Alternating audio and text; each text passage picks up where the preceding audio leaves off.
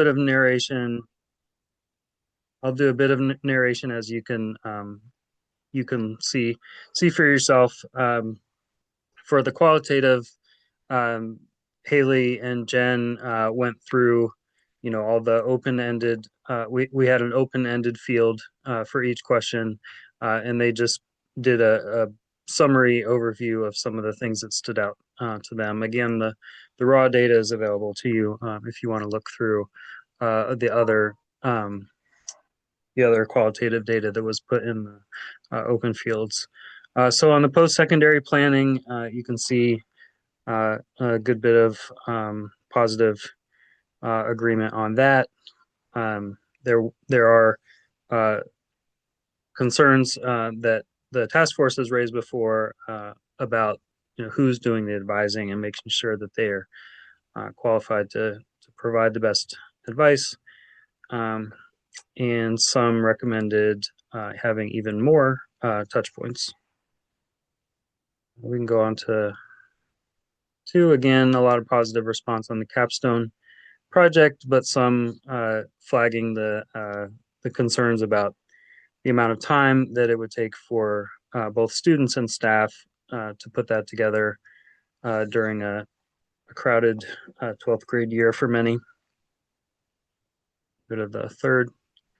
On community service, we were asking both about the overall time reduction, and you can see a little more disagreement on that one than the ones we've seen so far, and also a little more disagreement on the time than the redefinition, which had a lot more agreement about expanding what activities qualify as community service. Go to the next one. On course requirements, you can see the breakdown there on the science reduction from 4 credits to 3. We did get a lot of flagging on that. On the other hand, having the two lab science courses and one of them, including biology, got a positive response. So we'll have to figure out what to make of that. General agreement on the math recommendation, and agreement or neutrality to a high degree on the health phys ed split. A lot of positive response on the financial literacy and career prep. Some of the qualitative data showed some reservations about some aspects. A lot of positive reaction on the endorsement options, although some respondents indicating they wanted more information.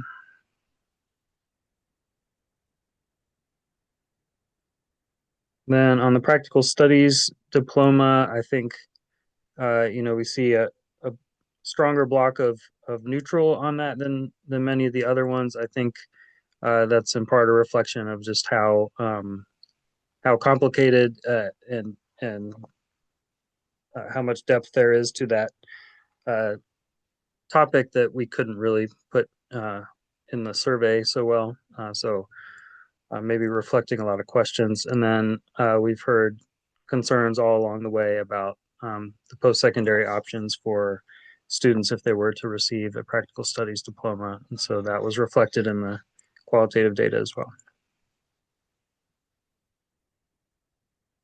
So we were also looking for suggestions for things that maybe were not included in the recommendations. And there was some discussion in there about competency-based credit and real-world learning opportunities. So that's the highest level overview. Again, the whole survey response is available to the task force members in Dropbox if you want to take a look at the qualitative data in particular for ideas. I'll stop and ask if there are any questions.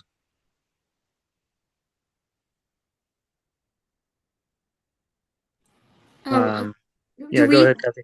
I was going to say, we didn't actually take the survey and say what what would the task force have? I mean, 157 isn't a huge number of people. I'm Yeah, curious. I know.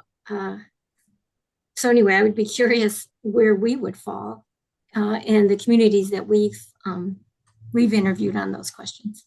sure. Um, yes, we will be getting to that at the end of this meeting when we talk about our decision-making process. So part of that will be the task force members, giving a first signal of kind of where they are on each of these issues. Okay, thank you. Thank you.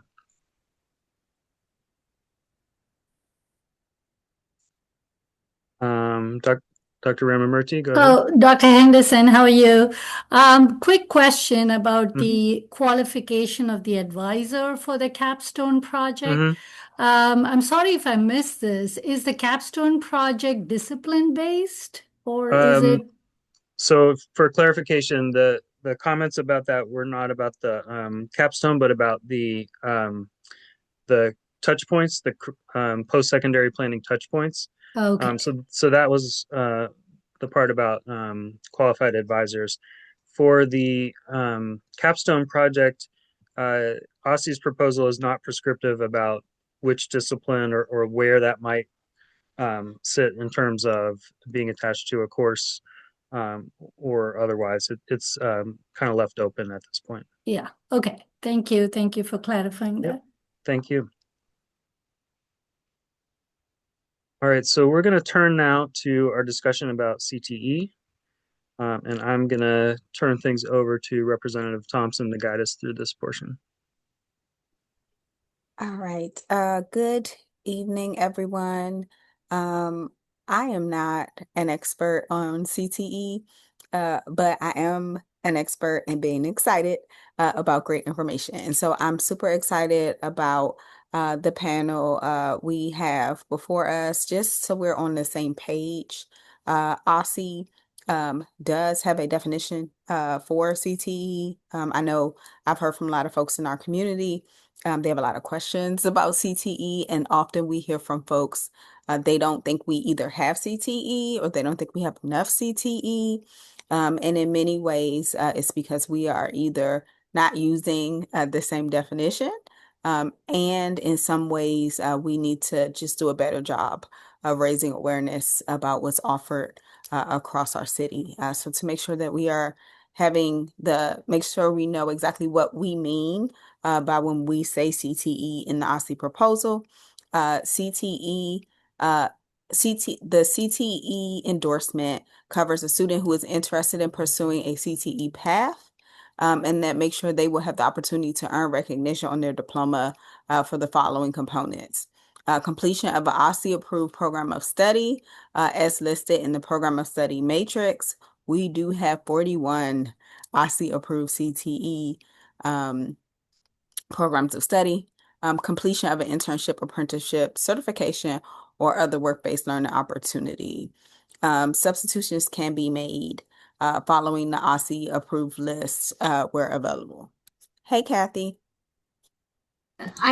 I'm curious who decides what if an internship or an apprenticeship or certification or just work-based has been completed. Who, the completion of the program, OSSI approved program of study, that's clear. You've completed this or not. But an internship or an apprenticeship, who decides this gets an endorsement, this is completed? Oh, so In the require, this is something we're considering as a graduation change. So who decides whether that endorsement is going to be awarded or not? So I don't know the answer to that, but I was going to, I personally don't know the answer to that. We do, so Dr. Jones is not able to join us today.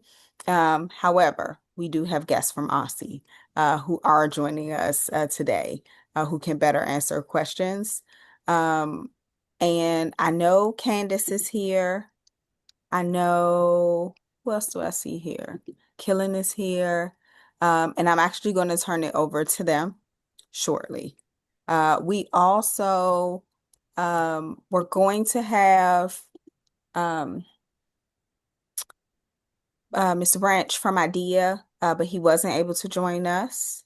And Mr. Branch, IDEA has several pathways, which are CTE pathways. Um, I do hope that they'll still be able to share something with us because we wanted to have a school-based perspective similar to how we did for SPED. And Clifton is also here. He is the director of CTE at OSSI. We're going to start with the OSSI folks, and then we are going to hear from Aaron from CityWorks to talk a little bit about how this ties into our larger, what this looks like across the city, some of the career pathways and needs that we have for, like what does it look like to have a good job in the city and how are we preparing our students to have a good job? So these are all of our guests for our CTE discussion. Thank you, Haley and Jen for keeping the slides moving. And I will turn it over to the Aussie team. Great. So I'll just jump in. I'm going to just introduce our presenters from Aussie, and then I will largely let them drive the presentation, and then all three of us will be able to help chime in on any questions that come up throughout the presentation. So I should start by introducing myself. My name is Kylan Boardman-Schroyer. I am the Assistant Superintendent for the Division of Post-Secondary and Career Education, of which CTE is one of the programmatic teams that falls within that division. And I am really excited to be here and be able to give you a little bit more information about CT. I think you're spot on that there continues to be a lot of misunderstanding and confusion about whether we do have a robust CTE system. And I think if we were having this conversation about six or 7 years ago, I think we would not be able to say with as much confidence as we can today that we do actually have a very robust system of CTE in DC and one that is growing in really exciting ways. And so I'm going to turn it over. We have Clifton Martin, who is our director of CTE, our director of career and technical education for OSSI. And then we also have Candace Featherstone, who is on Cliff's team and helps lead a lot of the work around standards alignment and a lot of the stuff that we do in career and technical student organizations. So really excited for them to be able to give you all a little bit of a better understanding of what is happening in the state of CTE here in DC. So Cliff and Candace, you can introduce yourselves and then take it away.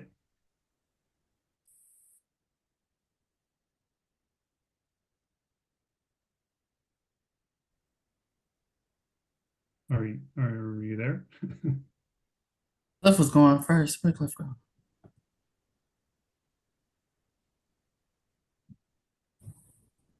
Uh-oh. He's talking, but he can't hear him. Cliff, you may be muted.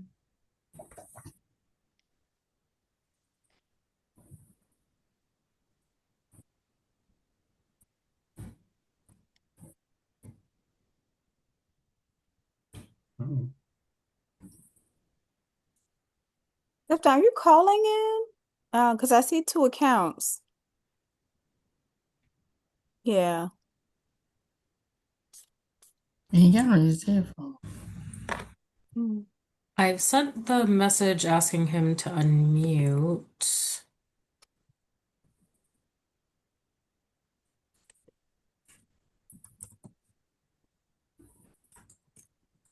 Okay, let me.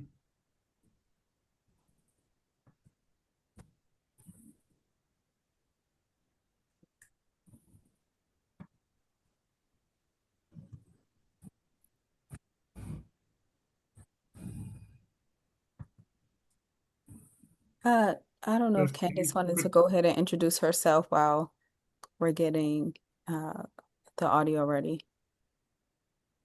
I can. Afternoon, everyone. I'm Candace Mott, not Featherstone. Kyle, you pulled that one back from a throwback. Does she still work at us? I apologize. But she was our HR person. She was my HR person. That's why it was kind of funny. But And so I on the CT team, I support all the programs of study that we have that we offer here in the city for secondary students and all our career and technical student organizations that align to the programs of study. And so, as Colin stated, I support our standards alignment in addition to supporting our industry recognized credentials and what we offer that align to the programs of study. I support schools with implementing those parts, be it programs of study or their IRCs, the student organizations, and so that we have this, paradigm that supports, this a very comprehensive space and aligned to that aligns to all the secondary CTE here in the district.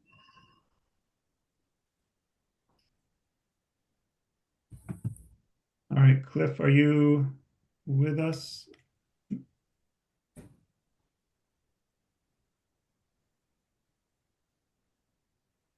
I wonder does it work if he just takes the headphones out? Is anybody in the office?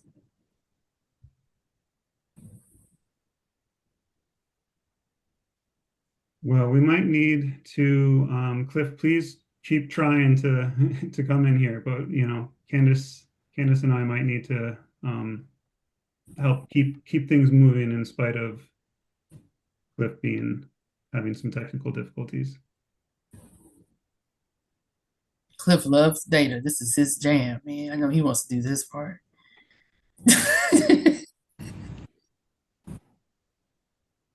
All right, so I'm gonna just start talking. Candace, feel free to chime in on the ones that you were planning. I didn't know the the breakdown of the slides, so if I'll you pick up around 8 or I think slide 8 or 9. okay. Well, luckily I did have a chance to look at the deck with Cliff earlier, so I think I should be able to talk through any of this. And Cliff, at any point, if you're able to break through, I will immediately pipe down and let you take it from there. All right, so if you could go back the one slide, we can just go over the agenda.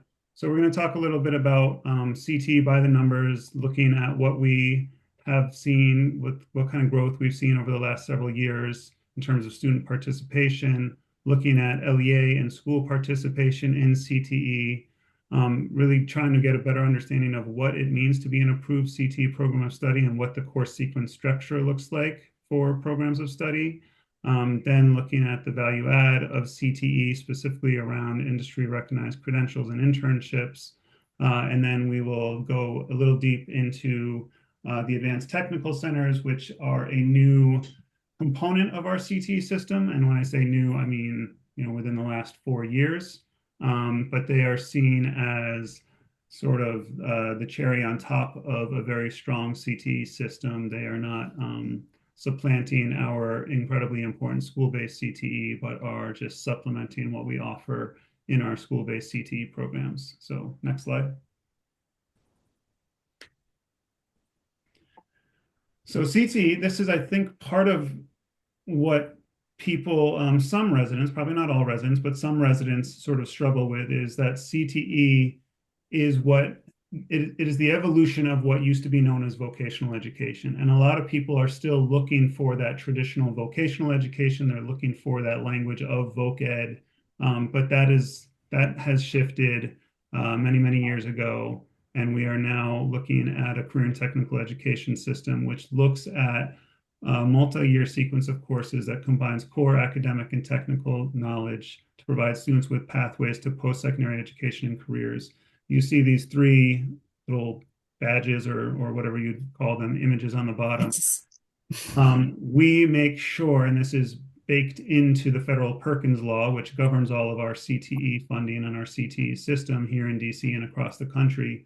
We make sure that when we are looking at creating a program of study, that program of study leads to an occupation that we have deemed as high wage, high skill, or in demand. And if you look at our CTE state plan, which we do every 4 years, we include the definitions of what it means to be high wage, high skill, and in demand. So those are not just terms that we throw around. Those are actual defined terms that have specific thresholds aligned to each one of them. Can you hear me? Yeah, I was gonna say, Good enough.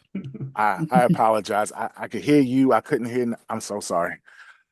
We can go to the next slide. Thanks, Colin. All right, CTE by the numbers. We are looking at last school year's numbers because we are in the current school year, so we don't have these numbers for this current year. And in school year 24-25, we had over 7,000 students enrolled in CTE courses across 31 high schools. That is a all-time high for the district. Out of those 7,000 students that participated in CTE programs, 6,100 of those students earned at least one CTE credit. Based on Perkins, the federal Perkins law, the federal government defines a participant as a student that earns at least one CTE credit within a given year. So again, we had 7,000 students enrolled in CTE. We had 61 students earned at least one CTE credit. Going to how many LEAs participated in CTE across the district last year. We had 9 LEAs participate in CTE, offering over 100 unique programs of study, which made up to 33 of OSCE's 41, 42 programs of study. This year, we actually have 11 LEAs participating in CTE, and going into next school year, we'll have 13 LEAs. 13 out of the 20 LEAs that offer non-adult high school programming will participate in CTE programming across the district. Also last year, we had over 2,000 students sit for an industry recognized credential or an industry validated assessment. Out of those 2,000 students, over 2,000 students that participated, we had close to 60% of the students earn a credential or pass the industry validated assessment.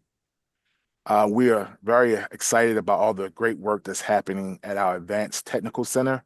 And Candace will talk more about the center.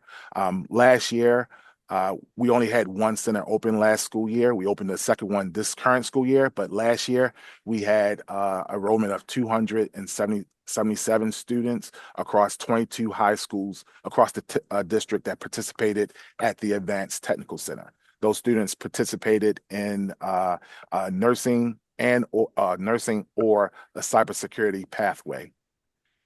In the school year 24-25, the graduating cohort, we had 57% of our students meet the concentrator rate, and we had 40% meet the completer rate.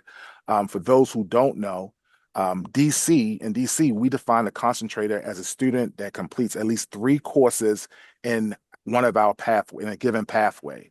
The federal government defines a concentrator as a student that completes 2 or more courses, but the federal government allows us to enhance certain aspects of the Perkins law, and we felt as though that we needed to enhance this one because all research, any research in CTE will tell you the more advanced courses that students are in CTE, the better their educational outcomes are across the board, short term and long term. And so we made a decision 6 years ago to increase our concentrator number to three courses instead of 2.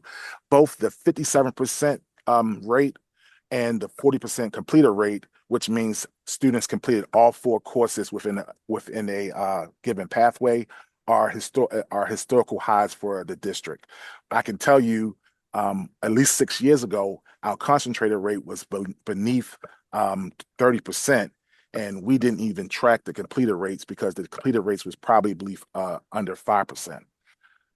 And our next area that we want to speak of, last year we had over 1,000 students, and Candace can give you more about this because she leads this great work. We had over 1,000 students participate in our career technical organization 2-day state student conference at UDC. This is the opportunity where students come together from all the high schools that participate in CTE, and they are able to show their technical skills in competition against each other.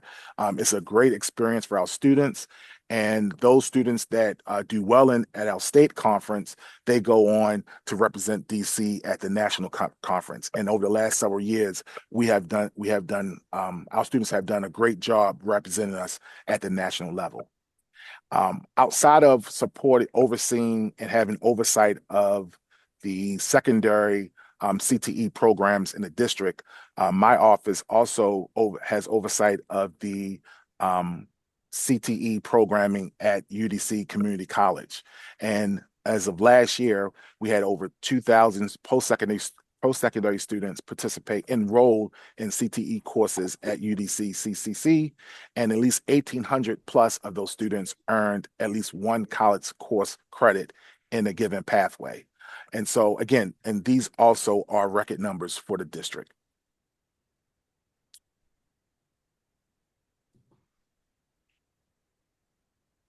So we wanted to show where we were 6 years ago and where we are today.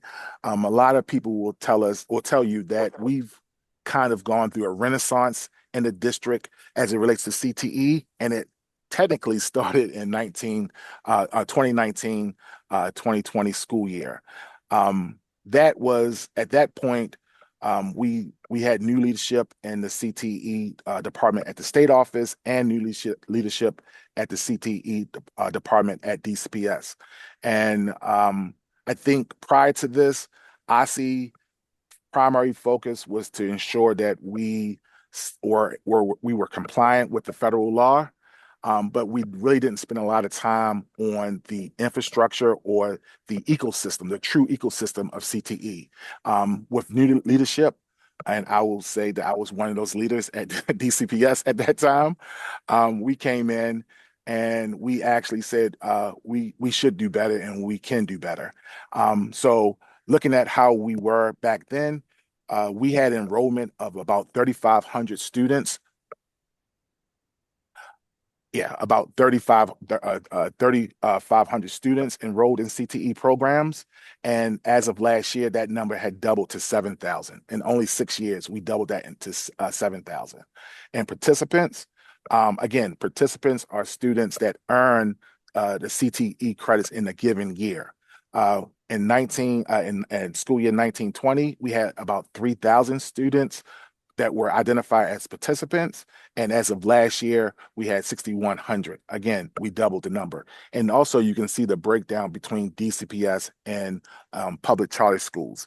I would like to say DCPS has been the backbone of the CTE program in the district. They are the largest LEA. And back then they made up almost 90%, give or take 85, 90% of the students that participated in CTE programs.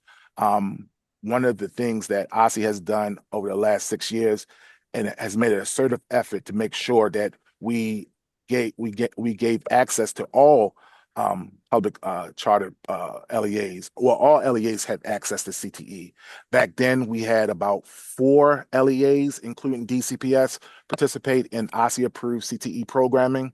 As I stated earlier, as of last year, that number went up to 9. This year we're at 11, and next year we'll have 13. Concentrators. Concentrators, again, are students that have completed at least 3 courses in a given pathway.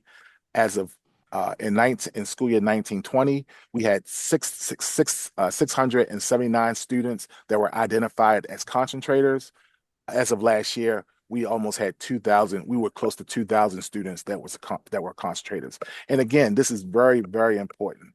Again, all research shows us that students that make it to those advanced courses, those 3rd and 4th level courses, they outpace their peers in educational outcomes as it relates to attendance, as it relates to graduation rates, as it relates to post-secondary outcomes, and so forth and so on. So we are very proud that we've gained so much in this space. In school year 1920, we didn't collect data on completers, and that was not a focus of ours. So we don't have this data, but I have been able to go back and look at some of the numbers. It looks like we were definitely less. This was less than 10% of our students were becoming completers at that time. But officially, as of last year, we had 887 students that made it to the completer level, which is extraordinary. All right. Again, I already talked about this a little bit. Again, these are the LEAs that participate in OSSI approved CTE programming. The LEAs that have stars next to them are the original LEAs. Well, they were the LEAs that were in existence as far as CTE programming was concerned back in 2019, school year 1920, excuse me. We will be adding 2 more programs with LEAs starting next school year. SEED and WLA will be coming aboard. We just approved their application last month. As far as non-participating LEAs, there are currently 7 of them that do not have school-based CTE programming.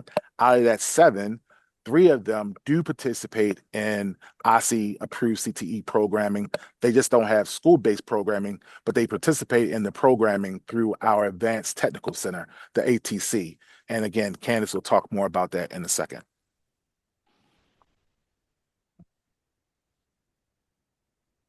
Now we talk about high schools specifically. There are 41 non-adult public high schools in the district. 20 are DCPS, 21 are public charter schools. 31 of them have at least one OSSI approved CTE program of study. And so we have, excuse me, we have 10 that do not. And you can see three of those 10 are within DCPS.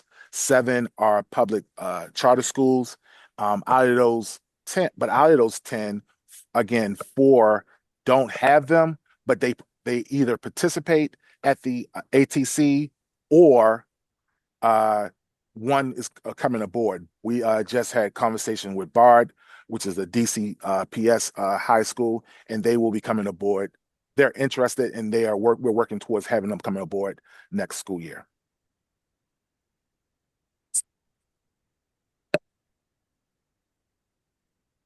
I can stop and ask questions. Kylie, you want to, or do you want me to keep going? I think happy to go with how do you all normally do? You field questions as you go? I think we're happy to go either way. I mean, you all have a lot of slides. Some of them are in the appendix, which we don't plan on going over. We just wanted to have you all have access to some of the data around our CTE outcomes, which sort of help make the point that Cliff was just talking about in terms of those who are getting that concentrator level, having a 98% graduation rate. That's what those extra slides are, but we're not going to actually review them here. Just wanted to provide it to you all in addition. Okay. I would say if there are clarifying questions, answer them along the way. We normally allow time for questions at the end. I would love for us to kind of have a bit of and some questions might go to you all and to Aaron. Yes. And so I would say share the information. Great to confirm that we will not be covering the appendix. Not because it's not important, but just because I want to make sure we have some time for discussion. Okay, I'll keep going. And if you, Colin or Candace, y'all see anything in the chat, if you want me to stop I can stop and we can talk about it in a couple seconds. Go ahead, Candace, go ahead. Well, I saw a question in the chat that says, why can't DC students take CTE college level courses at UDC, CC, workforce development programs, resulting in CTE degrees or certificates? So what I'll do is I'll start to answer some of them in the chat, allow you to keep going, Cliff, and then if there's additional follow-up, then we can have it once we get through the whole presentation. No, that works. With the 2 new ATC, with the 2 ATCs, we actually have 42 programs of study. We have 38 school-based programs, OSSI approved programs of study, and we have 4 ATC OSSI approved programs of study. And so here are the list of all the programs of study that are offered, that are approved by OSSI. The programs of study that have stars next to them are the programs of study that OSSI has approved, but no LEA has decided to offer these programs of study as of today.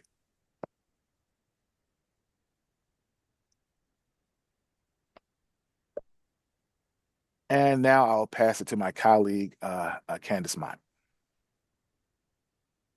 All right, good evening again. So I did want to say real quickly, because I think sometimes I do get this question around why do we have certain programs or not?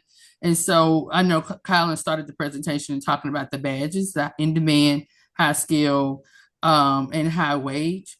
And so I just wanted to make sure that we knew what are those. And so I know Kylan referenced the definitions on I think the state plan is somewhere else. But the high wage is really quickly is based on the MIT Living Wage Index is $23.12 an hour. In demand is based on if occupation is required to have has an annual growth plus replacement of 105 openings or greater between 2024 and 2029. And then your high skill means that this particular program study has the completion of an apprenticeship program, completion of an industry recognized certification or credential or higher. And so I just picked culinary because culinary was the example on the slide. And so like the 25th percentile for culinary for chefs and head cooks was $24.66. Is high skill because it has an apprenticeship level. You can get an industry recognized credential or an associate's degree or higher. And then in demand, the current in demand rate is 1,163 jobs for this area. And so this is important because as we talk about, as you start thinking about the different programs, I'm sure someone asks, why don't we have this or why someone isn't doing that? So I'd like to preface that with that bit of information. And so what is a program of study? It's a 4-course sequence, and it's aligned to a technical and academic knowledge. It's aligned to technical and academic knowledge that is verified by industry. And so these courses build in specificity. So therefore, you take the level 1, then you go to level 2. So level 2 is the next level 3 and 4. It is not sometimes what I call a sampler, where you take a little bit of this, a little bit of that, etc. You build up on a skill set. A program of study prepares students for industry recognized credentials. So if you see here on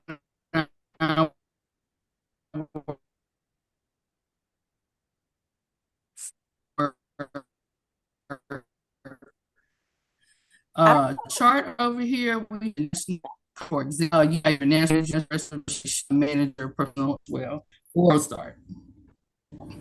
It provides opportunities for early college credit as a part of the practicum, for example, or even sometimes our level of 3 courses, and then embeds high quality, it includes embedding high quality work-based learning experiences. And so starting at level 1 on through 4, students in the CTE programs participate in work-based learning experiences, including internships, usually at the 3rd or 4th level. Next slide.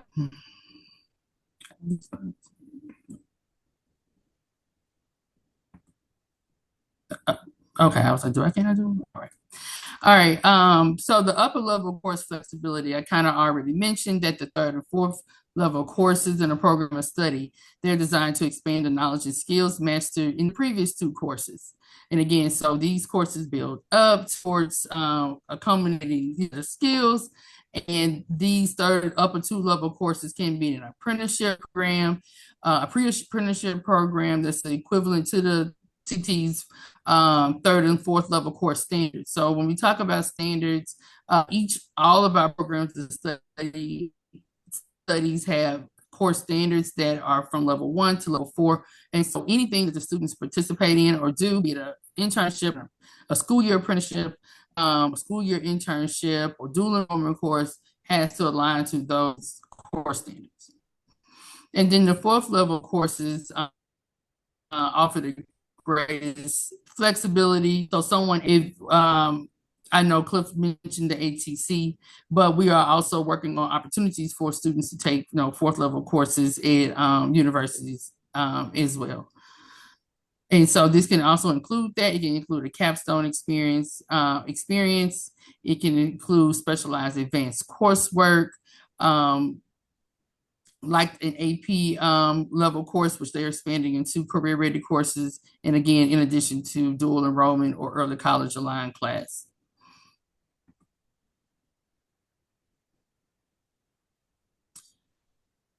And so the CTE, DCCT value add. And so this is a big part of CTE is the part of students participating in internships. And so CTE programs are essential for preparing students for success beyond high school by equipping them with practical skills and industry recognized credentials. And so when you look at the chart over here, for example, we look at our graduating cohorts from 23-24 and 24-25. We had the number of CTE concentrators who graduated in the reporting year, which was 842. And then 50% of that cohort, 53% of that cohort participated in a internship. And then the graduating cohort of 24-25, which that was 1,152 concentrators. We had 54% of those students participate in internships. And so internships play a big role in students' real world experience and preparation. They provide opportunities for professional networking, their hands-on learning that enhances career readiness and bridges the gap between career classroom instruction and workforce expectations. And there are guidelines around what constitutes as an internship, how many hours an internship is as well. And employers receive guidance on that, on what that is supposed to look like and align to their coursework. With IRCs, these are our industry recognized credentials. And so these pretty much validate student skills to employers, enhance employability, and provide a competitive edge in the workforce. And so when we look at our students' IRC completion rate, 23-24, 56% of our number of students participating in at least who participated in at least one industry recognized credential was 23-17, and then 56% of the students from that cohort graduated with a validated assessment, industry recognized credential. And then in 24-25, 59% of that cohort earned a IRC as well.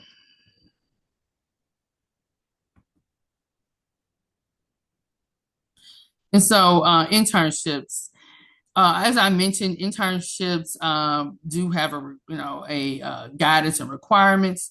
And so we have the career ready internships, which are our summer internship programs that place eligible high school students, typically juniors, in paid internship opportunities, which are aligned to the scholars CT industry. So students in culinary will participate in a culinary aligned internship, which makes this different than many other summer opportunities students participating.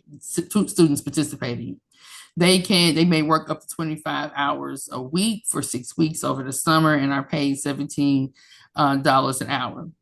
And since 2023, CRI has placed over 2,000 students in internships while maintaining an average completion rate of 92% and reaching a high of 97% in the summer of 2005.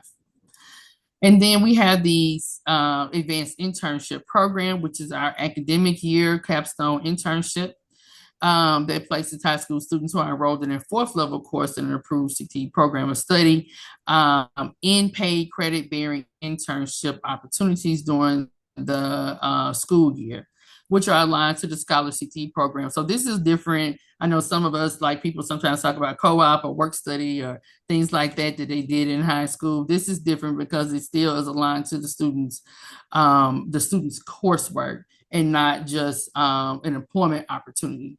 And so interns work somewhere between 8 to 12 hours a week are paid $17 an hour and are provided professional coaching, transportation services as needed. And so in FY25, 364 CTE students were placed in AIP internships, representing a 300% increase in placements since the program's launch in 21-22. AIP internship completion rate rose from 71 to 88%.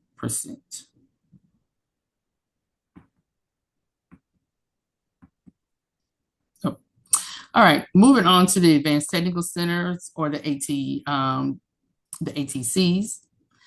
And so the ATCs are our high quality CTE initiative that supplements DC's school-based CTE program by offering programs of study that are often difficult for schools to offer due to their high equipment costs or limited access to qualified CTE faculty. And so students at the ATCs participate in 2-year CTE dual enrollment programs where they specialize in either cybersecurity, general nursing, emergency medical technician, or certified clinical medical assistant programming. And these are either offered through Trinity Washington University or UDC instructors. The ATCs are offered to any student in DC that's in a public school, 9th through 11th grade. And each school is allotted a certain amount of spots. And so as long as you are interested in having students at the ATCs, we provide opportunities for the students to attend the ATCs. Now, there are not infinite spots per schools, but we use a system to pretty much try to create equity and a lottery system to make sure that students can enroll and participate in the ATCs. And so the pathways included at the ATCs include paid internships, your industry credentials, your 4 high school credits, and then up to 24 tuition-free college credits. Oh, all right, ATC enrollment. And so you can see here the enrollment at the ATCs for each year, a significant amount of growth here. So our initial enrollment was 96 students in 23-24 with 8 schools participating. And if you look at now for the projected enrollment for 26-27 is 515 between Ward 5 and Ward 8. And then the projected number of high schools is 28 in regards to participation.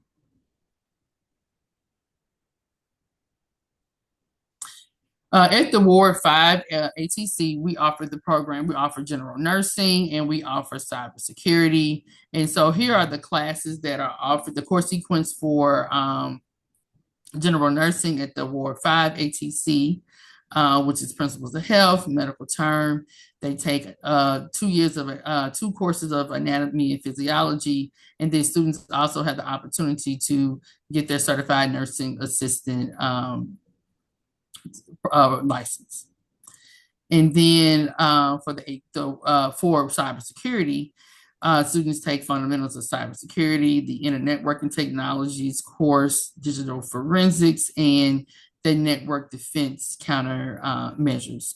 And then they have the opportunity to get credentials in Secure Computer User, CompTIA, Security Plus, and Tech Plus, and Cisco and CCST.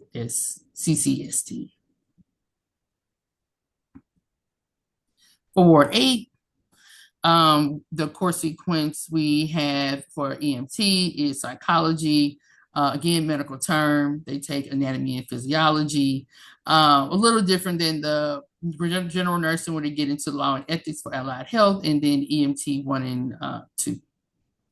And then for the certified medical assistant program of study, students again take psychology, medical term, anatomy and physiology, law and ethics for allied health, and then they take the certified clinical medical assistant courses 1 and 2. So the ATC courses are, they're getting a lot of coursework done in a couple of years. Candace, can I also just chime in? I want to just very quickly make clear that all the healthcare pathways as well as the cybersecurity pathway are aligned to post-secondary degrees that are taught by both UDC and Trinity. So for instance, all of the credits that you're earning in any one of those three healthcare pathways are directly lined up with the nursing degree that you could get out of Trinity. So not only are you earning these credits and earning credentials that would allow you to go directly into the workforce, either as an EMT or a CNA or a medical assistant, but you are also usually almost a semester ahead. You're coming out of the high school program with a semester's worth of college credits towards Trinity's nursing degree program. And Trinity has been a great partner. They've even offered a $15,000 a year scholarship for any of our ATC graduates so they can come directly in and continue their nursing program. And then similar with cybersecurity in the UDC pathway. Thanks, Colin. And so the planned ATC expansion at Ward 5.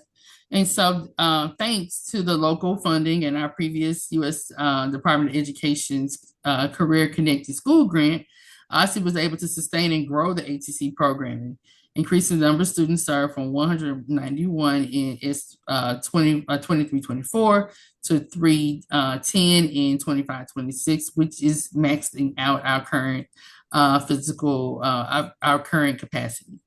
And so thanks to additional local funding, including the mayor's 25 and 26 capital budget, the ATC will be able to renovate the additional 10,000 square feet of classroom space, enabling to serve over 400 students at year starting 26-27. And the funding will also allow the ATC to partner with Children's National Hospital and MedStar to open the healthcare facilities on the first floor of the building. This provide healthcare services to the surrounding community, which is located in a healthcare professional shortage area, and the opportunity to enhance the CT instruction for the ATC's healthcare related programming by supporting industry alignment to our curriculum and meeting the work-based learning needs of our healthcare students, health science students. And then in Ward 8, as a result of the 9.4 million from the Bloomberg Philanthropies and local funding, OSSI has launched a second health-focused ATC in Ward 8. And again, to expand access for students living east of the Anacostia, where there are a higher unemployment rates and lower household income levels. And currently, we are temporarily housed in the small space on the third floor of the Whitman Walker Health Center. And that's construction of our permanent space, which is 10,000 square feet. And we'll be located on the second floor of this building, which is scheduled to start within the next month. And we plan to be in our permanent space by the start of 26-27. And then Ward 8 has also selected, because it is home to the St. Elizabeth's East Campus, which includes a newly established Whitman Walker Health Center and the new Cedar Hill Regional Medical Hospital. We have decided to create opportunities to build a partnership with the clinic and the hospital from the ground up. And that is it. So I want to acknowledge that I sort of didn't follow through on what I said. I tried to answer a couple of questions, but then they started coming in fast and furious. So I thought maybe it'd be easier for us to just walk through some of the additional questions that came in the chat. Ebony, if we have time, do you want us to go directly into that, or do you want to let the next panelist go first? Let's let Aaron go, and then we'll take all questions together. Perfect. And so if you want to catch up with some in the chat, or if you want to hold we could probably do some in the chat. And I'm hitting people individually, so I'm hitting some people individually. Okay. If it's okay, that works too. We do download the chat after, just to make sure we have the information. So just because one person asks a question, you can respond to everyone if it's if it's appropriate, unless it's a reason to take it offline, because it helps inform us later. Got it. Thank you. No problem. Hi, friends. It's so Hi. good to see you all. I have a little statement that I'm going to read. and then I'm happy to answer questions. So good evening. My name is Erin Bebo. I'm Vice President of Strategic Initiatives at CityWorks DC. We're a nonprofit that's focused on achieving two inextricably linked goals. One, that DC youth and young adults are prepared for, hired into, and succeeding in the good jobs that we have in our city and region. And two, that local industries are confidently relying on that local talent to meet their workforce needs. I'm a Ward 6 resident and proud parent of three DCPS students, a Banneker Achiever, an Elliott Hine Eagle, and a Maury Cougar. Thank you so much to Ebony Rose and the rest of the members to allow me time to talk about the city's efforts to redesign DC's high school graduation requirements. Going back in time when OSSI began this effort, we were really thrilled to see that one of their stated top priorities was to achieve student flexibility. Um, and while much activity has transpired with the graduation requirements over the subsequent years, I fear that these changes will not, in my opinion, result in any enhanced or equitably distributed flexibility for our city's high school students. In a recent conversation with Ebony Rose, I realized that an important error may have been that steps were not taken to explicitly define flexibility, what it looks like, and why it's important. And so let me do that now. For me, flexibility means that we would enable all of our high school students, not just those at the highest achievement levels, to have sufficient time and availability in their schedules to participate in the career asset building opportunities, which happen during the school day. And that's when employers need interns or apprentices. Career asset building opportunities prepare students for college, career, and life. They are allow students to acquire skills, experiences, and credentials. The most common career asset building opportunities are internships, apprenticeships, dual enrollment, post-secondary planning, and CTE courses. A series of studies from the DC Policy Center, DC Education Through Employment Pathways Office, CityWorks DC, and Bain and Company found that DC alumni who participated in career asset building opportunities as high school students were more likely to be employed, earn more, and feel fulfilled professionally in the future. Research from the DC Policy Center indicated that both educators and youth development professionals reported that the lack of flexibility in student schedules is the most significant reason students are not able to access career asset building opportunities. Additionally, DC alumni themselves state that the lack of flexible schedules was a major reason why they weren't able to participate in career asset building opportunities when in high school, and that their greatest desire for high school would have been that they had more access to career asset building opportunities.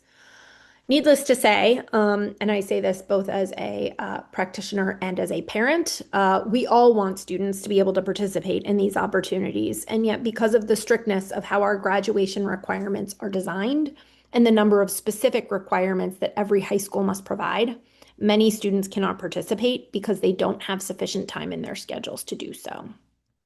In light of this, one step we've recommended is to conduct an analysis that tells us which students currently have access to career asset building opportunities so we can see how many can participate and whether that access is equitably distributed. Then we suggest they conduct a modeling exercise to determine the extent to which students under revised graduation requirements have that flexibility and how equitably the access is distributed. We would encourage the state board to suggest this exercise to inform their final feedback on these requirements. Thank you for this, and I am happy to answer any questions or hear feedback on that. I think Haley is running so maybe I think the best way to do this is um, it is 6:06. The staff is going to keep me honest on timing. How much time do we have for questions? I'm going to say probably 10 minutes, 15 at the most. Okay. So we'll call it 10. That way, I can stop us at 10. That way we don't have to cut anybody off. Since we have 10 minutes for questions, I think it's okay if we just do hands. That seems to work for this group. We can Kylan, I don't know if you wanted to start with any ones in the chat you didn't get to, and then we'll take hands. You do have one question for Aaron in the chat as well. Okay. Well, yeah, I know. I just know the Aussie questions came first. Yeah, I think we've hit many of them, but again, there was quite a Yeah, few. there's a question around certifications. Which ones are the most? Um, I will say that our larger programs are engineering, biomedical, IT, JRTC, and so forth. There is no such thing as an engineering credential at the high school level. Biomedical is iffy also. So when we looked at the IRCs, we also included industry validated assessments. And so most of our programs that have engineering programs use Project Lead the Way, which is the premier STEM curriculum in the country. And their end of course assessments are validated by industry, and students are able to get college credit for those for passing those courses and passing those exams. And in some spaces, in certain industries also recognize students that do well in that. So as of today, students sitting and being successful on those industry validated assessments is the largest number of students. That's the largest number of credentials at this time. We also have uh, I'm trying to think. Serve Safe, which is related to our culinary arts program. That's another one that students take and are successful on. Our Adobe program, our Adobe Acrobat certifications, which is another uh, program of study that we have a significant number of students. So students that are in our AV and graphic programs, those students are sitting, and that's another one that has high level, a number of students that are sitting and being successful in those spaces. So those are the ones that have the higher numbers. And actually, we are we have a third party vendor that's calculating our numbers as we speak for this current year. We have the rough numbers, but we're trying to validate those numbers now, and so we can give more clarity to everyone probably in the next couple of weeks. Thank you. I'm going to go to the question in the chat for Aaron, and then I see Kathy and Sita. So, Aaron, what is your view of the proposed required career preparation course? Yeah, I was just diligently typing up my little answer, but I'll say it and then I'll try and post it. So, I really appreciate the intent of the career prep course, but I think it would be an additional burden given to the requirements, to student schedule flexibility. I have heard in the SHAPE meetings that and Kathy is better able to articulate this than I am, that schools have concerns about like what that would mean to implement it with fidelity. And the devil is in the details when it comes to that. I think that there are much better ways to give schools the flexibility to allow to meet those requirements. Incorporate it into existing classes. Career preparation should be something that is sort of a fundamental in every course. It should be something that is included in a student's internship experience. We also know that the tenacity curriculum that is really successful at DCPS and some other schools does not have to be offered as a standalone course. It can be offered as a boot camp or as a lunch period or evening or weekend opportunity. So really appreciate the intent. Do not think it should be a requirement. All right, Kathy, I'm coming to you. Okay, thanks. Aaron, I wanted to ask about scheduling. Excuse me, like since many of our high schools have the space for 32 credits, and we have a 24 credit requirement. So essentially, you could have a whole year of flexibility if we could get the scheduling right. So I just want I want to kind of get a feeling for the difference between flexibility and scheduling. Uh, since there is quite a lot of room in the schedule for flexibility, but I know students don't have it. So I just think I don't want to jump to the graduation requirement being the problem if part of it is scheduling, because the way we define the problem really matters in terms of what the solution is. Yeah, I mean, I'll talk to, and I see Laura in the chat. I'll actually like give an example of a real HD Woodson student who was only able to take who Candace and Cliff know very well, who's an alum now, and he was only able to do it because he was ahead of meeting his high school graduation requirements, and because he'd been able to negotiate getting properly scheduled by his counselor and team, and he was able to get out of school after his second period, grab lunch on the way out, and take the hour-and-a-half commute to downtown where his internship was. Kathy, I think you're very right that it is not a one size fits all problem. Um, and that's why we suggested the modeling exercise. Like, let's see what students do have the availability to take the internships and the apprenticeships and the dual enrollment and these experiences that I think a lot of us agree are really important components of a high school experience. It is, in my experience over years of seeing this data from DCPS side and then just seeing it now from across the city, it is a sliver of students who really have had the stars align for them to be able to make that happen, especially if they have the burden of being in a high school that's far away from a metro or far away from most places of work or most post-secondary institutions. Coming to you, Dr. Ramurdi. Thank you. This one is for Cliff. I have two questions if I have time. Clifton, I know the DC student participation slide had a line on enrollment versus participation, and I know you mentioned it. Could I get clarification on that? Yeah. Enrollment is any students that is enrolled in a course, a CTE course, after the added drop date, whatever that date is. And then participant is students that actually earned the credit for that course. So they completed the course. So that number is probably not going to be the same. It's going to be some retention for whatever reason. Students don't complete the course. So that's the difference.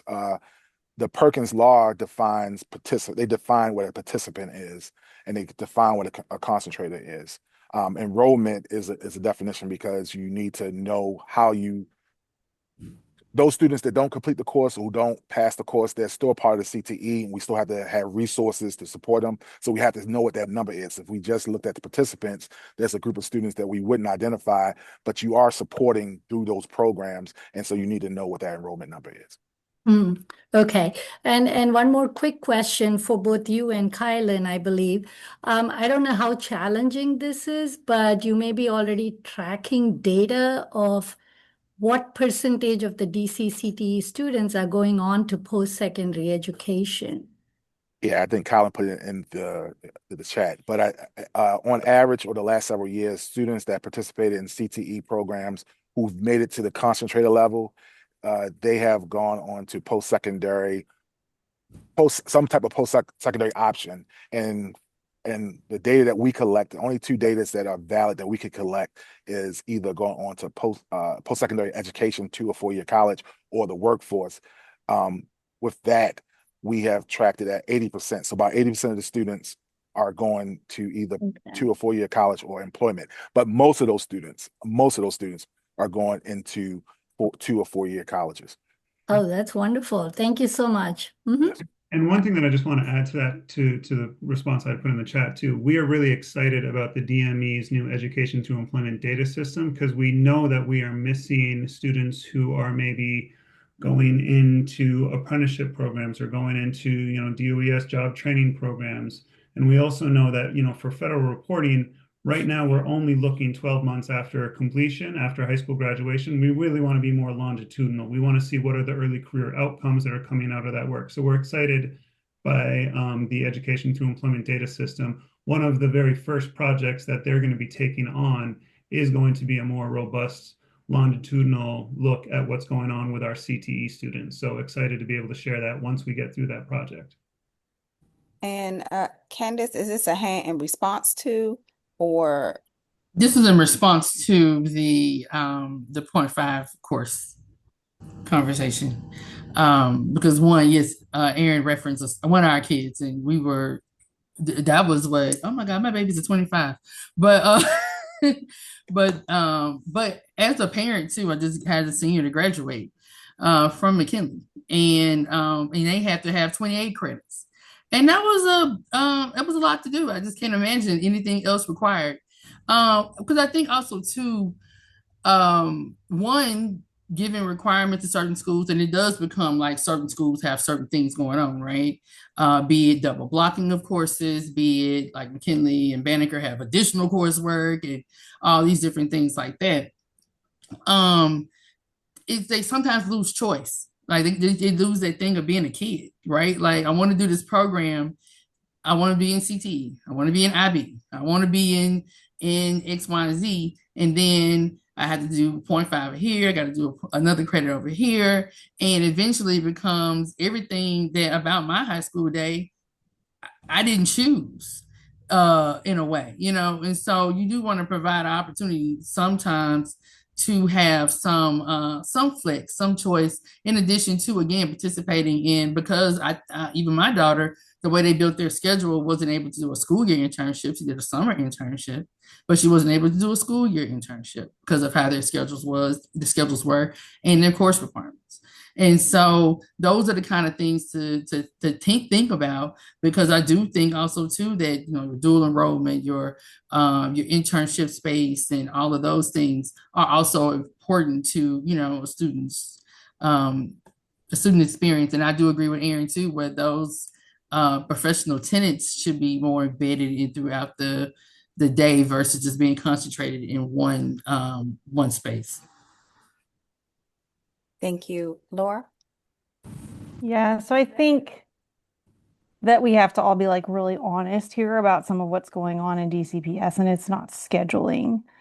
It is cherry picking students to meet outside programs' needs and their metrics. It is something I've lived through repeatedly and tried to push back against. And when we then turn around and try to threaten the very foundation of education that our students get an opportunity to receive, because as I will continue to point out, the graduation requirements are the only reason science is offered at HD Woodson. They're the only reason we have foreign language at all, because if it wasn't there as a requirement, we wouldn't get it. That's how it works in this system. This is the bare bones minimum, right? We can't offer a single foreign language above the bare minimum that's required to graduate at HD Woodson. Sometimes we can't even give that. They have to take one language here and one of another language. They don't get even 2 years of a language, let alone an upper level. And that's because it's not required. And so the second we use the word flexibility, that means cuts. It's that simple. That's how DCPS operates. And so we cannot divorce what we're talking about from reality. And so we want to say, like, a student only got an opportunity to do something. In my experience, a lot of the students at HD Woodson weren't given the opportunity because they weren't going to make a program look good. They were students who didn't attend very regularly. They were students who were not connecting to our school. In my opinion, the very students who should have been getting these opportunities. But because they're going to be a lot harder for outside programs to have on their metric system, who was getting these opportunities? The very same students who would also be doing AP, who would be doing enrollment. And so, yeah, it was hard to fit in their schedules because they're the kids already doing everything. And not saying they shouldn't get that opportunity too. They should. But as a district, we're often just refusing to truly work with the students who are disengaged from our system. And it's not just Woodson, this is across the board. McKinley Tech, Phelps are great schools, but they are magnet schools, right? They're magnets. And that's great. And again, those students should have that opportunity. But how are we truly trying to engage the students the furthest from opportunity, the students who aren't feeling engaged in our school system? And in my opinion, going after the schedule and blaming the schedule is wrong, like morally wrong, in the system that we're working in. And instead, we should really be looking very seriously at how we should be supporting the programs that are coming in, because they're not given a lot of support either, right? They're doing a tough job. How are we supporting the programs that are coming into our schools, especially schools like Woodson, Ballou, and Anacostia, and really giving them the chance to work with the students that are the furthest away from opportunity. And the students who really aren't engaged with schooling, are not seeing it as a pathway forward, who we are trying to engage and give those additional opportunities beyond kind of academic tracks. And that's kind of just the part that, like, I don't know. I get, like, I've been in this fight for a long time, fighting against this word flexibility and scheduling, because I know what it means for the current system. Like, if this were a perfect system where I really could trust that we would get investments and not cuts, then I wouldn't be here arguing maybe against flexibility. But that's not what we're in. And we cannot divorce and like pretend we're in some different place than we are. The policies that we make here that have then a real implementation effect out in our schools. Like, we can't divorce it. And I just don't feel like we're being really honest in this conversation.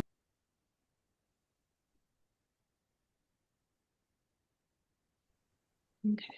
Other questions, comments, thoughts on what we've heard about CTE so far, or maybe something we haven't heard yet, or wasn't in the presentation, but is a thought.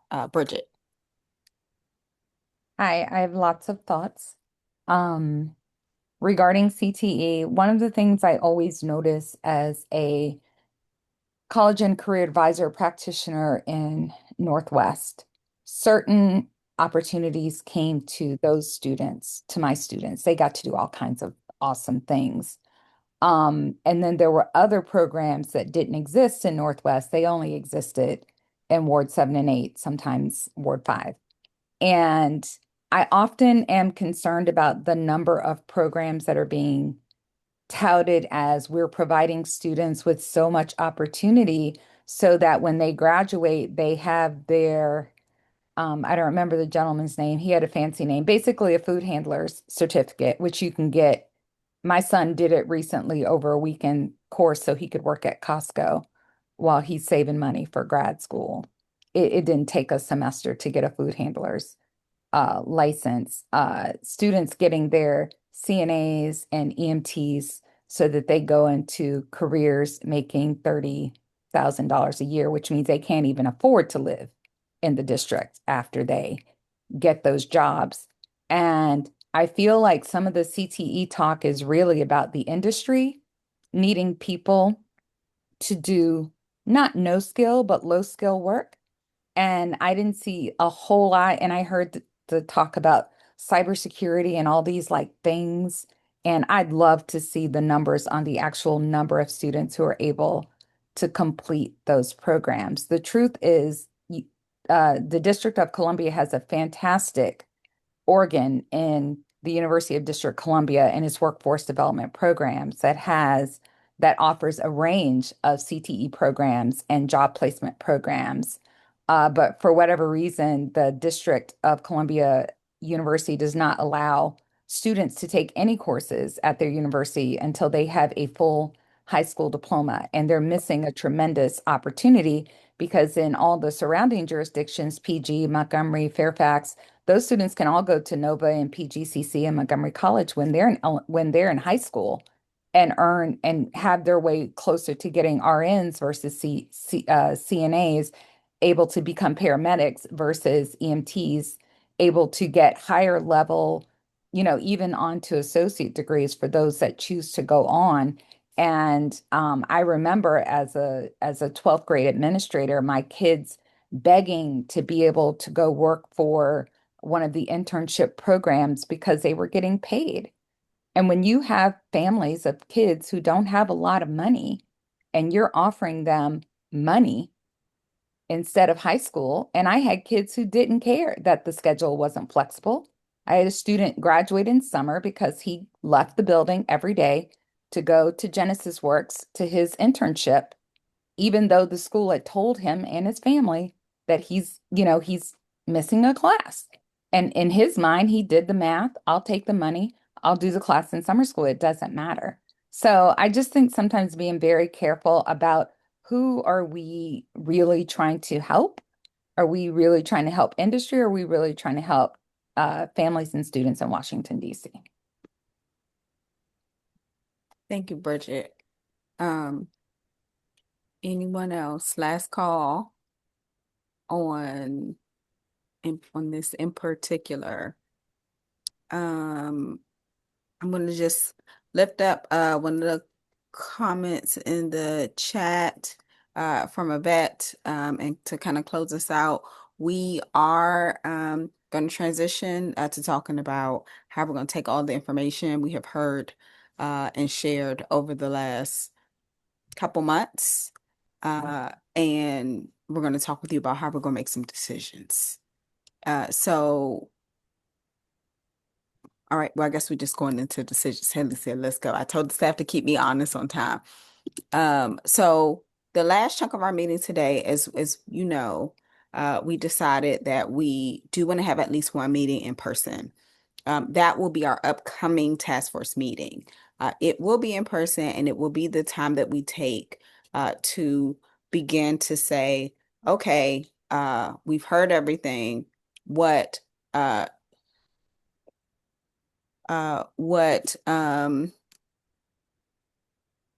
should um what should we discuss? I mean, sorry, what do we like about the proposal? What do we think we need to change about the proposal? What has not been put on the table? We have started to have a little bit of brainstorming about some shared criteria for decision making. And we want to float this criteria to you all as the task force and get your response. We have not yet said this is absolutely the final thing, but we do want to be consistent in how we make decisions and transparent. And so we have put on the table, does this accomplish the graduate profile? Because one of the things is, and we'll talk about what's in the graduate profile again, just to remind folks, because it seemed like the things in the graduate profile were the right things we wanted students to leave our schools with. We want to talk about implementation, because a lot of like what's possible to implement it. Is it possible to implement? And equity. I do want to be very clear that when I say equity, we are talking about the state board does have a framework for equity, because sometimes we don't all mean the same thing by equity, which we will share. And this decision making is about not only what OSSI has put on the table, but for folks who have alternate or additional ideas that are not in OSSI's recommendation. We'll do all of that at the next meeting. And so my question, as we I first should say, and I apologize, but I should say thank you, Aussie, and thank you, Erin, for sharing with us today and answering questions. We are going to compile everything. If we have additional questions that come up later, we will share them with you. If you all have additional thoughts to share with us, or and this invitation is open to folks between now and the next meeting, we are asking for you all to start thinking about the what's not on the table and start to send us alternative proposals and suggestions. But I want to get immediate thoughts about this as proposed criteria, and if there is other criteria we should also be considering.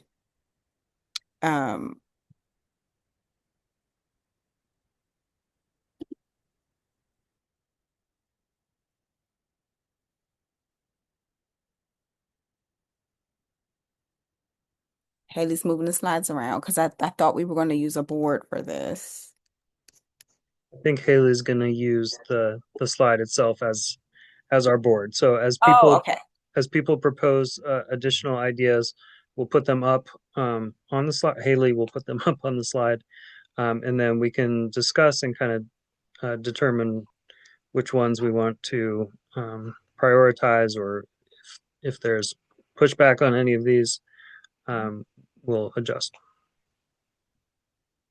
So any immediate reactions? Do any of these things, do any of these proposed criteria strike people as particularly important, particularly crazy?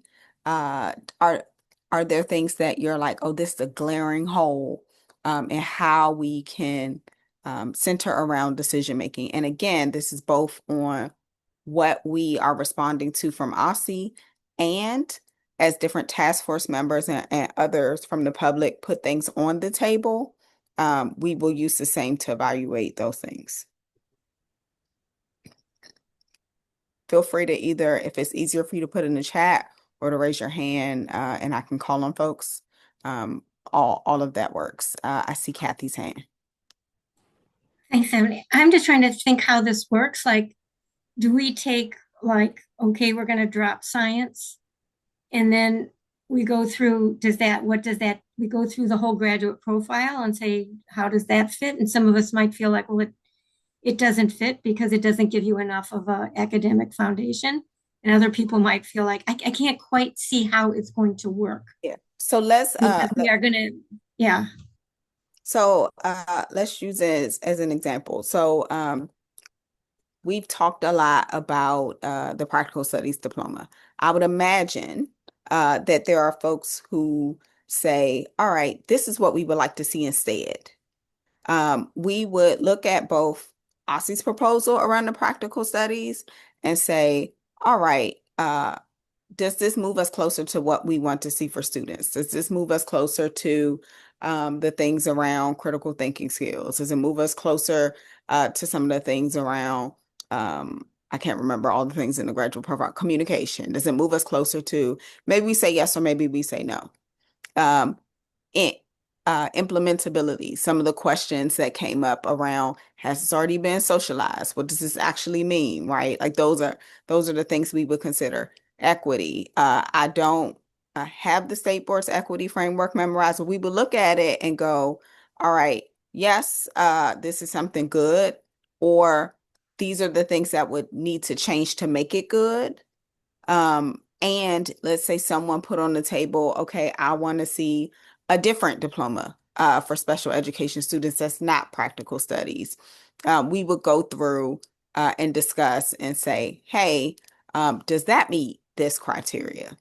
Because the assumption here is I think there are a couple of assumptions. One, if we agree that the graduate profile is the vision we want for students, the things that we are requiring of students should move us closer to those skill sets. Two, we want to make sure that as we put policy proposals on the table, that we can actually achieve them, that they're real, or if there are places where we need additional supports or considerations or instructions, we will pass them on as well.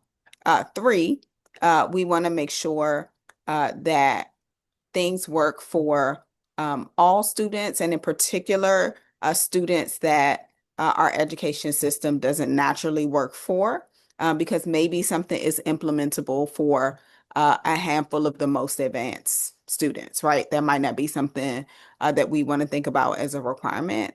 And lastly, we have heard some of the public feedback, but we should also be surfacing things from the public feedback and considering the public feedback. So that's kind of how we're thinking about it. But we're thinking about what are the, almost like, I don't want to say values, that's too strong of a word, but like, what are the things that we are all considering when we're making decisions? We don't yet have a map of like an agenda for the next meeting. I don't know how many proposals we'll consider because we are saying to you all that you all can put things on the table, send them to us between now and the next meeting. So I can't give you like a breakdown of we'll spend this much time here or we'll do. I don't know that yet. No, But that's okay. yeah. I think I don't think we all, the graduate profile has some things that some of us might spend more time, that value that more. Others like, are we striving for consensus that we're going to agree on, whether it's the diploma, the practical diploma or the science requirement or something, or are we going to at some point get consensus or take a vote and have a minority opinion? I don't, it's, I've been on a lot of these different things. It takes a while to reach agreement. So I'm just curious. I don't disagree with these things as the values and the things that the lens that we'll look through. I do think we might have different weights on different parts of it. And so I hope that we figure out where we spend our time on it and and I don't know, I'd also like to know how attached is OSSI to different things and how much chance do we have? Because you are just going to get what they present to you. They are, I mean, hopefully you will negotiate with them and with the other colleagues on the board so that the recommendation, are we going to do our full recommendation in the next meeting? No. So I think I'm asking, and I appreciate that, Kathy. So I think I'm first asking, do these things sound like the right things to the task force that we should be considering as we make decisions?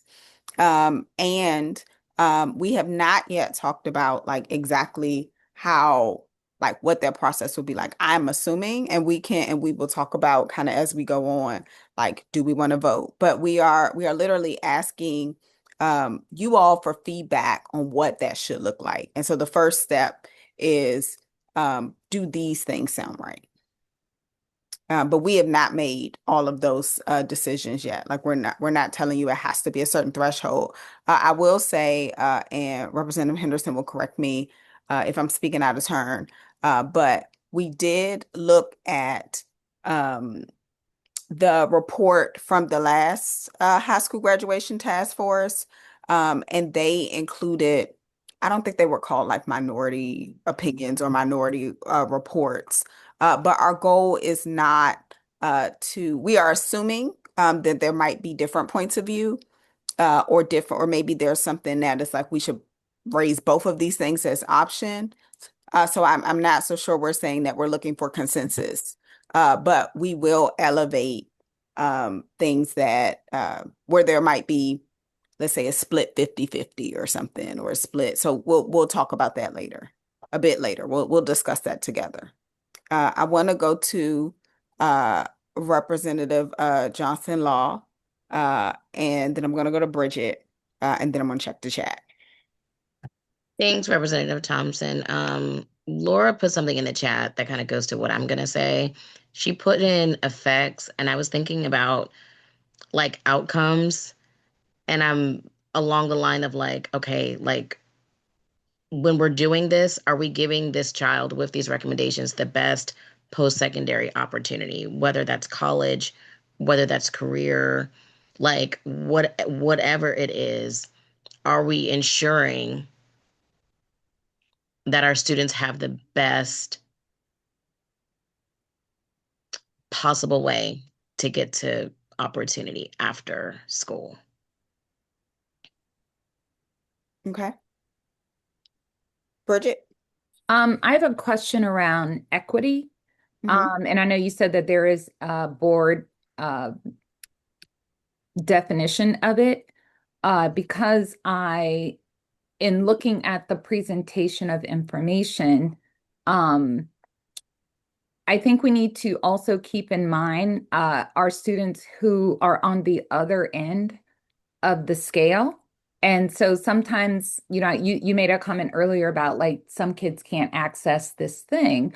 Well, education is a competitive endeavor. If we're truly preparing our students to go to the next level, we need to provide opportunities for students across the board, including those students who can access more difficult curriculum and providing an equal and fair experience for those students based on their level of ability.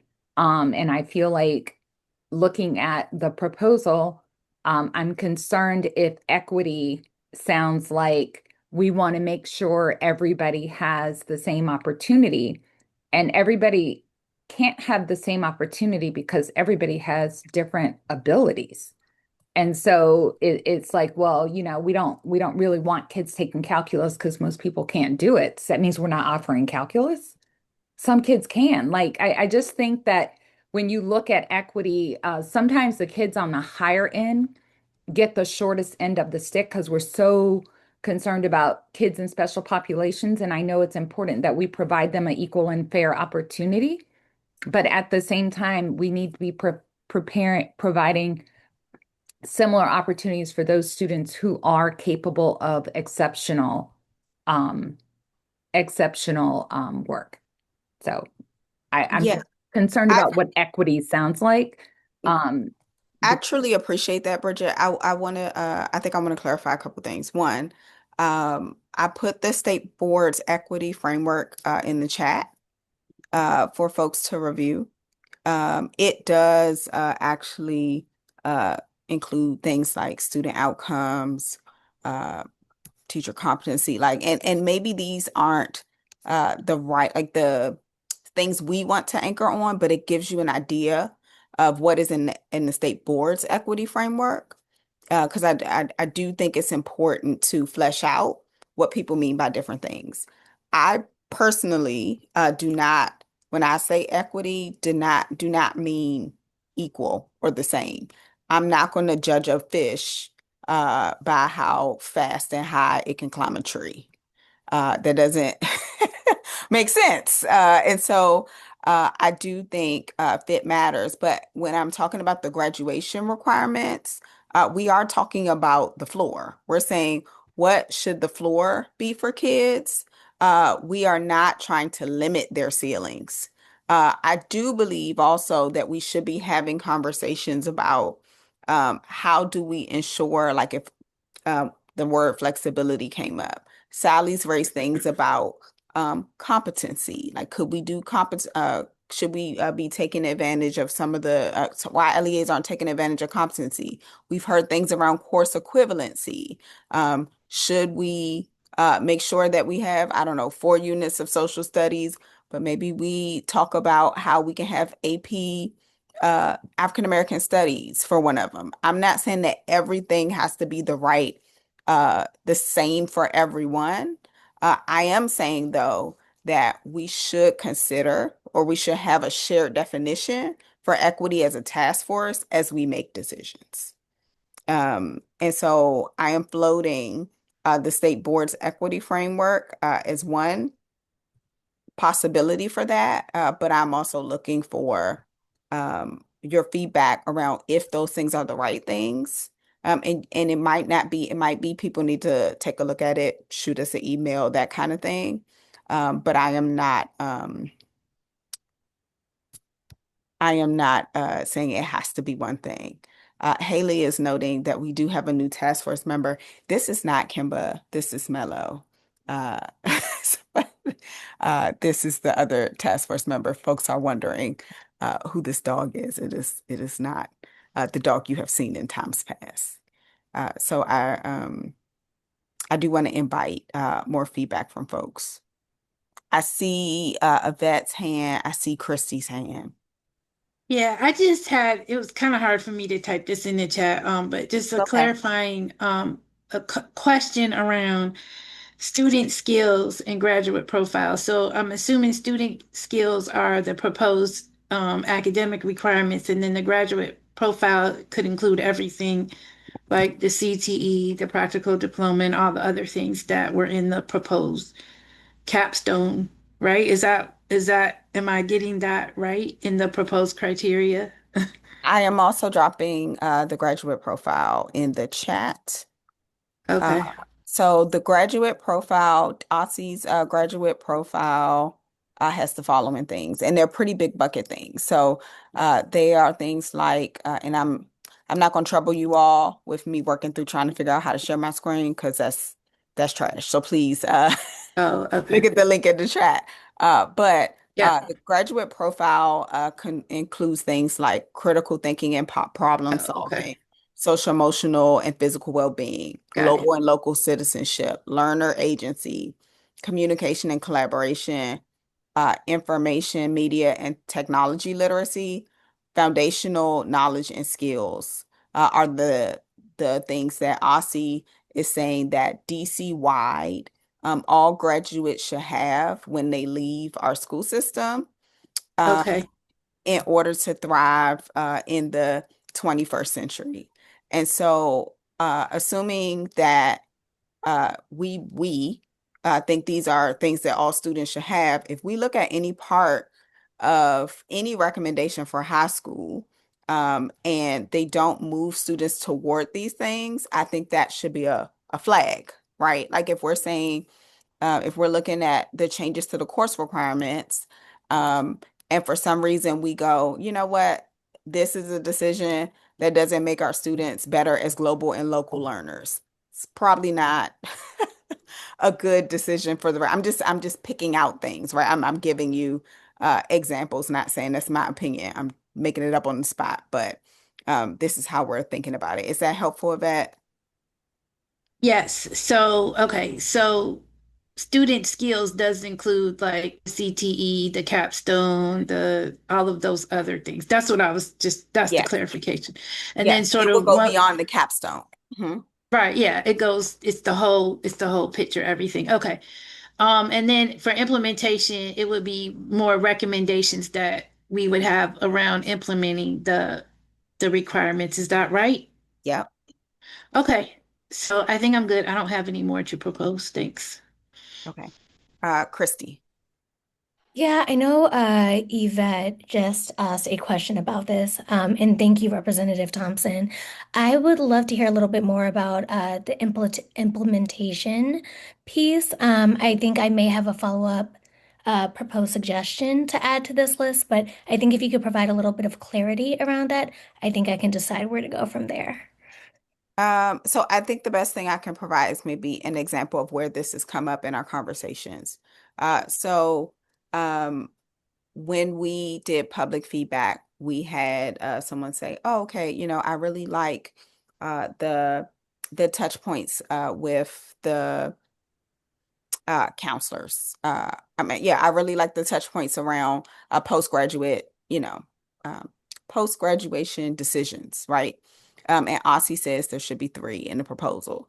Someone said, okay, who is implementing this? What would it look like? Some of the questions we had around the capstone, where folks said, okay, is it across all 4 years? Are we preparing students? So it could be, I see someone put in the chat funding, but thinking about, okay, what does this actually, is this something that is achievable?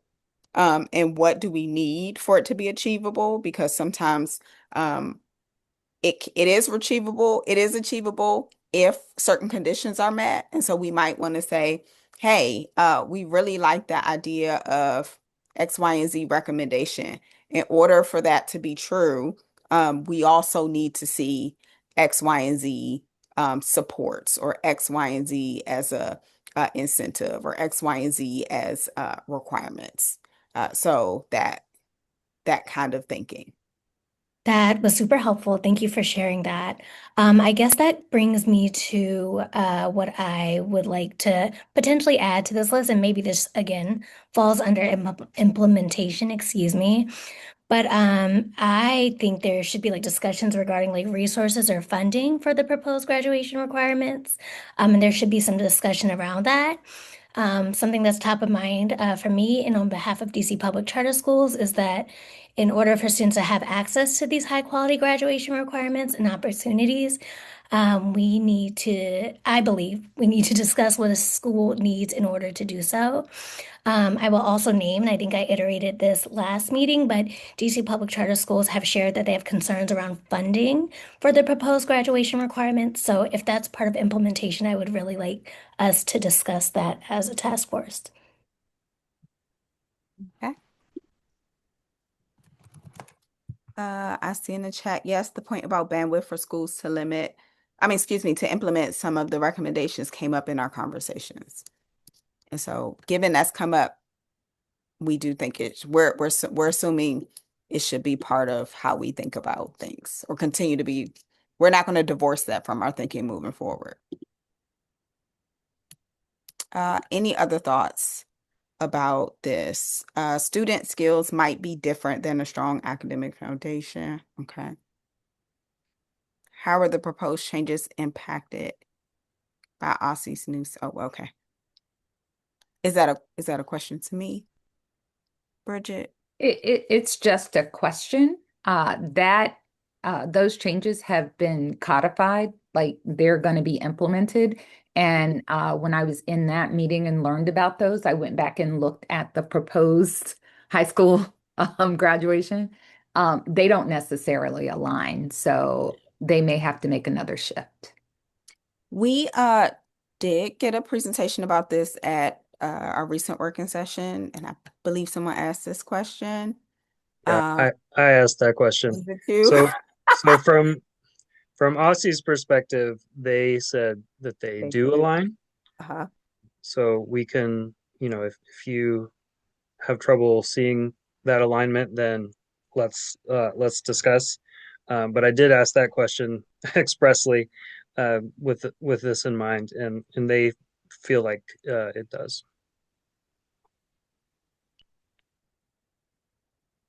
Okay. Any more reactions to this list of things for shared proposed decision making? If not, it's okay. I got another slide. All right, we'll move to the next slide. All right, so on Monday, Haley, who has been phenomenal, is going to send out a link. We are asking folks to share where you currently stand on different proposals. And goes back to the question someone asked around like us taking the survey. So the survey very much mirrored the engagement sessions and had question and talked about each of the proposed recommendations and getting folks' initial reactions. We would love to know your initial, like not initial, because we've been in it for some time, but your reactions to which of the recommendations you feel strongly for, strongly against, strongly need more work, so that way we have an idea of where we need to spend the most time in our next meeting. And of course, we will, give you all a sense of that. We do we share a lot of things beforehand. This is not saying if you go in there and say, I hate the science change in requirements, that it is like, that is the final, you can never have another thought after that. That is not what we're saying. We are saying, though, that this will give us a sense of where we need to spend the most time and where there's the most energy. We could have some things that folks say everybody likes financial literacy. That means we don't really need to talk too much about financial literacy. If half the folks come down on one thing and another half come down on something very different, we probably need to spend more time. So this will help us structure how we're spending time at the next meeting. We will also share these slides from today, and we will share the graduate profile as well as the state board's equity framework. And so do we have, I know I'm throwing a lot at you and I'm asking you a lot of questions because we are very much building this plane as we're flying it together. But we did not want to just make assumptions or say, this is how we're going to do this with 20 something people who have really great and informed opinions and experience. And so we are asking you all to give us feedback as well. So do people have questions about what you will be receiving and what information we're looking forward back from you all to kind of help design the next in-person meeting? I see Christy's hand. Thank you. My question is not about the survey. Thank you for sharing this information, though. It is a separate question about the upcoming meeting, as well as sharing and providing written comment. Would you like me to hold off on asking that? Or would If there are no let's see. If there are no questions about like this part of it, I'm happy to move into other questions or comments or anything we didn't answer here. I have a quick question. Will we Mhm. get to see the feedback from the survey before the meeting, or will we ever see the feedback of our fellow task force members? Oh, we'll probably share out some version of it. So like I don't think we would share out anything that identifies anyone. But we would be very transparent around like hey, these are the things everybody said they agreed on. These are the things folks were like, we need, disagreed on. Like, yes, we'll continue just as we have to share the high level results of and how we made those decisions. Great question. I do want to make another comment. Um, Go ahead. so we will also in the this kind of straw poll survey, we will also have that area for what you want to propose that that doesn't relate to OSSI's recommendations. And so I know like we already have a few things in the queue. So like Bridget, we have received from you um, your paper, which we will also share in advance as like pre-reading um, for the meeting. I know Eleni, you have something you want to propose around attendance, and so we would ask you to share something with us that we can share with the whole task force to do as pre-reading, so that when we go into the meeting in March, people are prepared for discussion about that. And I'll reiterate what Representative Thompson said about like we're not going to leave the March meeting with our full set of final recommendations. But I do see it as an especially meaty meeting. Like we hope that it's where we've been building towards have gathering and learning and everything everything we can to be able to turn to beginning to make those decisions. And where we have unanimity, we want to express that in the recommendations. Where we have dissension or we're split, we want to reflect that in the recommendations too, and give the good faith argument for those perspectives that we can present to the full board as it makes its decisions to vote, and as we go to OSSI to talk about revisions to their proposal. Yes. All of that is we're on the same page about. I know Representative Henderson said this will be a meaty meeting. Um, we are hoping it will also be meaty unless people are vegetarians. In that we do hope to provide dinner during dinner time. Full transparency, we do have to request a food waiver, which we have already requested. So the only reason I am not saying yes, 1,000% there will be food is because I don't want to get in my ahead of us with the approvals. But the goal is to provide food. I will note in the email from Haley, it will give all the deadlines and timelines. So if you if there are other proposals that folks want to put on the table, the door is not closed. We just want to acknowledge that things that have already been submitted to us, they didn't just go into a black box. They are living and they will be shared. So if there are things you want to put on the table, please do so. I'm not going to speak out of turn with the deadlines because they'll all be in the email. And that way, that will give us enough time to compile and pre-share, just as we've pre-shared readings for other meetings.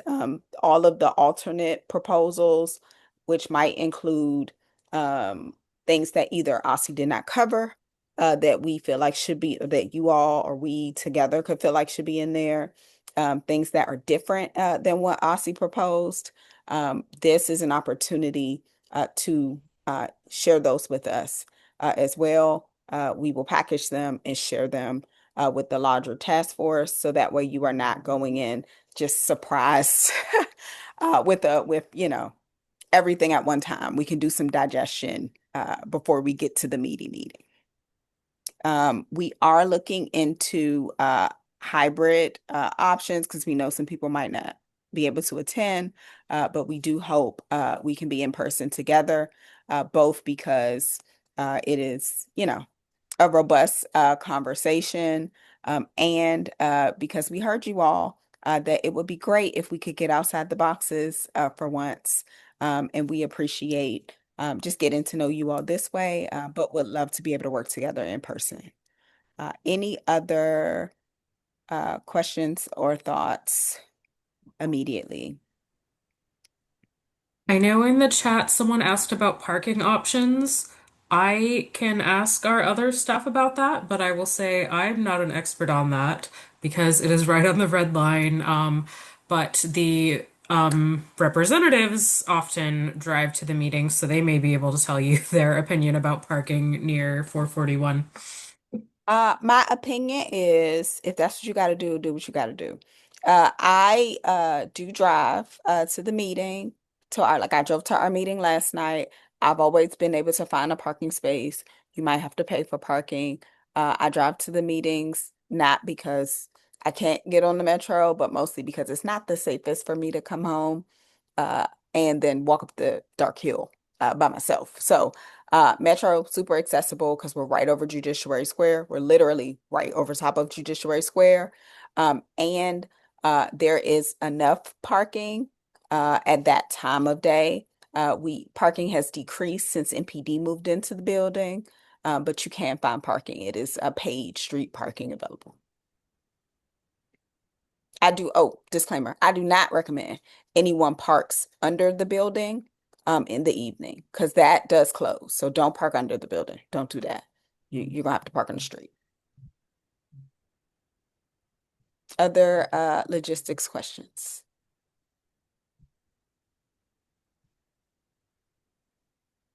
Yes. Laura concurs. Meetings aren't too bad as a very, very frequent attender. I would take Laura's opinion. She's probably got more meetings under her belt than I do. All right. I want to thank everyone for their time and attention, not just tonight, but for all the nights. Really appreciate you all's willingness just to kind of dig into everything with us, because we're all digging in together. And I appreciate you all's candor and engagement. And we can promise and look forward that we will continue to engage with you all. We will continue to share what we know and what you all are sharing with us, and just so appreciate your time. Is there anything else, Representative Henderson? No, I'll just add my thanks to everyone, All right. including our guests. Well, thank you, everyone. Thanks again to our staff members. And if you are looking for a really good panel, we did have a great panel with recent grads last night at our public meeting, who went all different pathways. And so those meetings are recorded and posted as well. I encourage folks to check that out. I do see two hands, both Candace and Christie's, to close us out. Hey everyone, just real quick, I posted in the chat.